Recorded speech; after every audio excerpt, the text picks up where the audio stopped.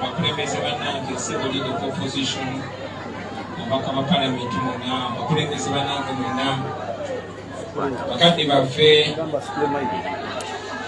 abatukulembera mu ati abatukulira mu myaka mu ati ne betulabiddeko ne betukoze nabo mu ati bakungubazi bannaffe mwenna abasebo ne banyabo kitalo nnyo kitalo ddala aba-VIP ebimwagala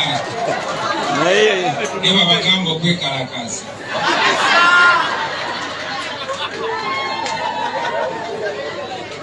njagala okubebaza abaganda bange mwenna olw'ekitiibwa kimwadde munnaffe Kato Lubwama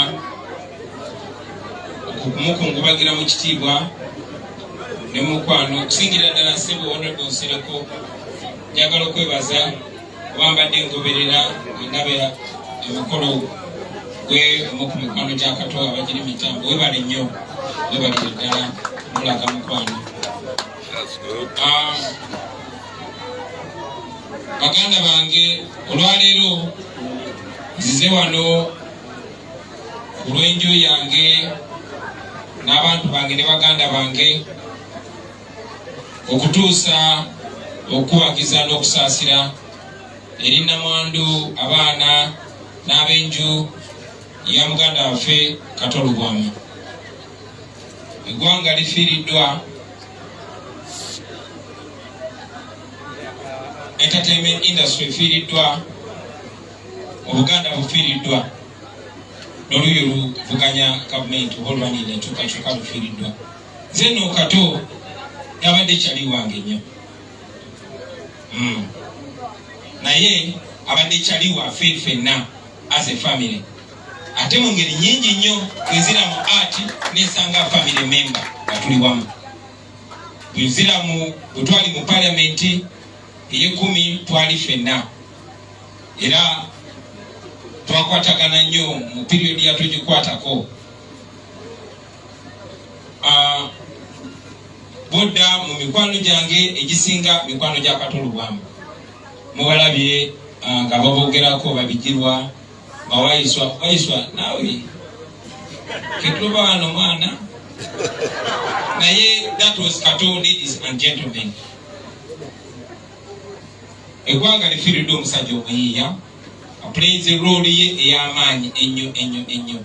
So situnuulira jasinga nze muntu naye kyabadde atugasa ffenna okutwalira awamu. It's an inspiration. Temwandibadde wano wiiki namba nga Kato tali wano. But most importantly, obuganda bufiiriddwa. Tuli baganda, kitukakatako okucelebratinga muganda waffe n'okumukungubagira n'okumuwa ekitiibwa ekyo ky'abasaanidde. Tekitwetagisa kuba nti tubadde close nnyo Katonda kwange. Kale nno ntuusa okusaasira kwange ku lwa bannange, ntuusa n'okusaasira ak'obwana bwa Nuupu ng'omugenzi bw'abadde atera okubuyita okusaagirira. Baganda bange tulina ebitugatta bingi nnyo okusinga ebitwawula. Bingi nnyo babyogeddeko nti kati wano wetusinkanira wesobola okuyitira Honorable Nsereko Menton Prince. Okusobola okufunira omukisa kuba Nsereko oyo naye mwana mwinako ennugu, naye tuli baluganda, tuli baana bawamu. So ebiseera nga bino twebaza Katonda nti tukyalina culture eyo bringing together ng'abooluganda. Sebo meya tukwaniriza nnyo. So tufiiriddwa, mutulaba bwe muba mwetegereza abasebo ne bannyabo newankubadde batera okwagala ennyo tufuula abantu ab'okuzannya obuzannyi. Naye nze nali sinaba nagenda mu nsonga z'abakulembeze nga Kato Lubwama gyali. Olwo generation yange yalowooza nti ate erina kyeyina okuteekawo ekyobusungu si bya kusaaga busaazi. Era bwe twatandikira oluyombo ne Kato twali mu Palamenti nkubagana eno n'obusajja Nsereko bamukutte mbadde Kato ali mu kuzina mazina. Akanyugu ku storage. Gaba omanyi naye nga bwatu badde mu kwegaba nga twekisennyinga bwe tutyo.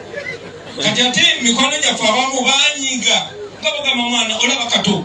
Kato laba bwayogera ku pulezidenti waffe. Kato ye bwali mukulu wange yerabira nti nafuukira ddala pulezidenti wa Uganda. Yasigala nga kyaleetezaawo naye nange bagambe nga lireeta mukwano era nga babawo ebiseera ebiri important nga out of the camera tukwatagana. Honorable Nsereko ajja kuneeyimirira oggulo basemba okulongoosa muganda waffe Kato Lubwama nagenda ne road mayor ku ddwaliro ya Metropo ne tukyalira Kato Lubwama n'ebyo nga sirya kamera kuba kitukakatako nkakasa n'ebyabadde yekyanga kyangaawo nga nafunye obuzibu era yandisooseewaawo ne bannanga abalala kubanga kibakakatako kitukakatako. Naye kiri important tuzimbe eyo culture tugiyigirize n'abaana bamenye nti tulina okuwangana ebitiibwa ne bwe tuba tusaaga. Tulage ekifaananyi eky'omukwano kubanga ebintu bingi nnyo bye tukola babigoberera ebya siriyasi. So mu kaseera kano njagadde mu ngeri ey'enjawulo famire ya Kato Lubwama bannange basaasire naye muganda wange Kato lwaleero nga tukusiibula njagadde omanye nti sikwena akombwa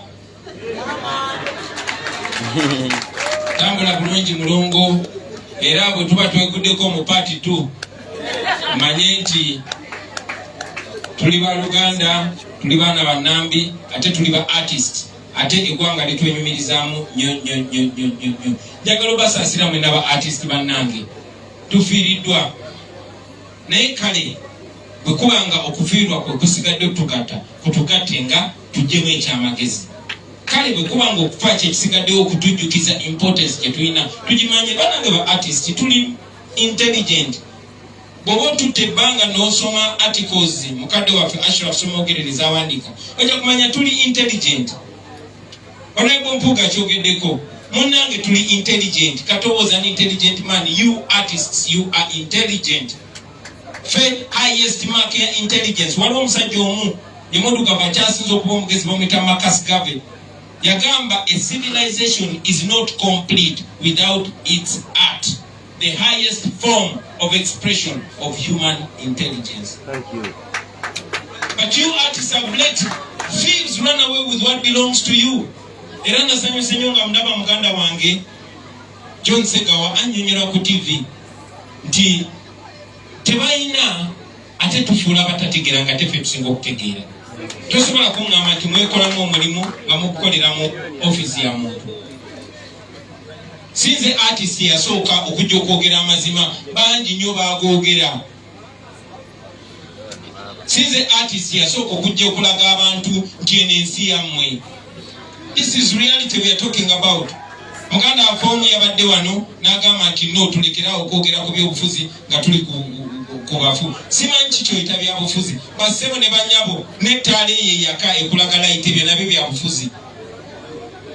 Kubanga bannabyabufuzi be basalawo oba osobola okubeera balweyo oba tosobola. Mwe ba artist mukimanyi bulungi nnyo. Bakadde baffe abakulu musse mubigoberera mubimanyi bino ebintu. Mumanyi ensonga lwaki batta Byron Kawadwa era impact yali alina okubeera nayo.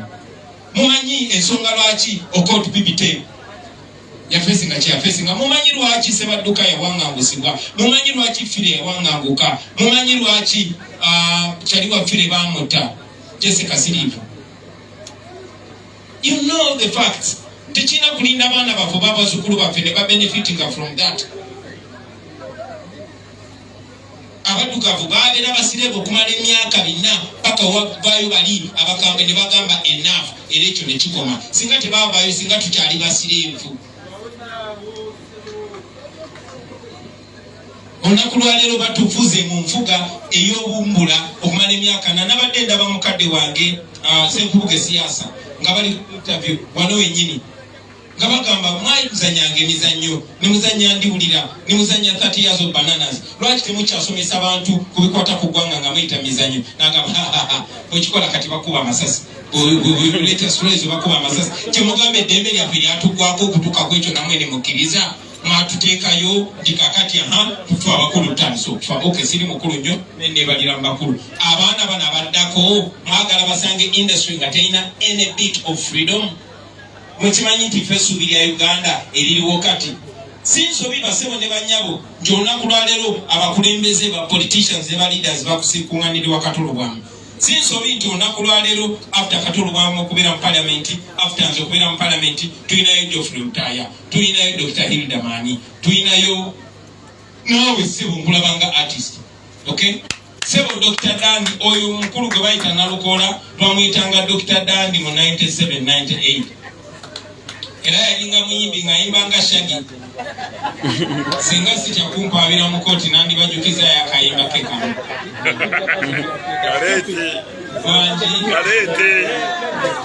Kalete. Mbajukiza Nalukoola bwe yayimbanga. Mbajukiza Dr. Dandi. Ewa yimbiranga ddala. Angambye akkiriza alowooza nti Dr. Dandi ogwe mulaba gwe bayita Nalukoola lawyer wa DP. Twayimbanga naye nga nyimba ne mukwano gwange gwe bayita Master Parrot. Nga twagala nnyo twalina akayimba ke bayitanga Hot Guys in Town. Naye olulala bali bamuganya okuyimba ne muwa chance naye ajamingemuko naffe omanyi nga bakulemesa okuyimba kiringa mwe ba politician nga muno tagenda kufuna chance kwogera. Era jana Emiliano n'ogamba pozi kamba wewe ne onaleko gundi abaguzi gede. Naye nayisawo bakabwe naffe bwe twabeeranga. So olunaku lumu mbali ku stage nekyali wange Master Parrot. Twali babi nga tebasobola tugana kuyimba. Naye nga Dr. Dandi yatambudde kuva Kawempe azze bamumye okuyimba. So ne mulaba ne ngamba featuring Dr. Dandi naye mukanaja ku stage. Naye yali very talented. Twayimba ne muwa microphone. Yayimbanga Shaggy. Yayinamu kekirimi. Nemusirike banyumize. Ngakwata microphone kagamba I feel so proud of Dr. Dandi when I feature these two hot guys, Mr. Bobi and Master Parrot.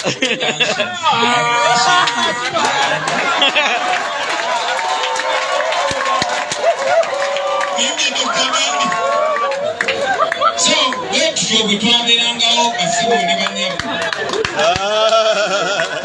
Bamfuyino kumfu.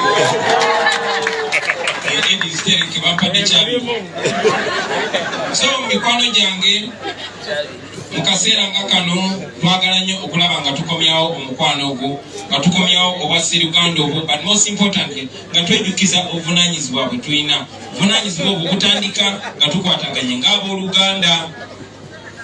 Yagala nango chikutanya mukulu wange Nyansi kyayogedde nti abaana ba wano tukozesebwa nnyo okulemesa enkyukakyuka yaffe. Abaana ba wano tukozesebwa nnyo okunafuya bannaffe. Abaana ba wano tukozesebwa nnyo okwenafuya. Kiri very important buli omu akijukize munne tuleme kijukiranga nga tuziika bannaffe wabula tukikozesa ekitubenefiting. Njagala okubebaza okuteekateeka enteeka zino zonna nganda waffe Kato wumula mirembe kama akusasire byonna ebyakusobako fenaffe tulina buzibu era tujja kusigala tukwatagana ne family in case abaana abamu redi bakyali baffe tujja tambula tutambuze obulamu to creating memories ennungi simbi tuzimbe entindo tuleme kuzimba bisenge tubeere bimu ng'abaana bannambi kama abampe omusamwe President Kagula Nyamazoko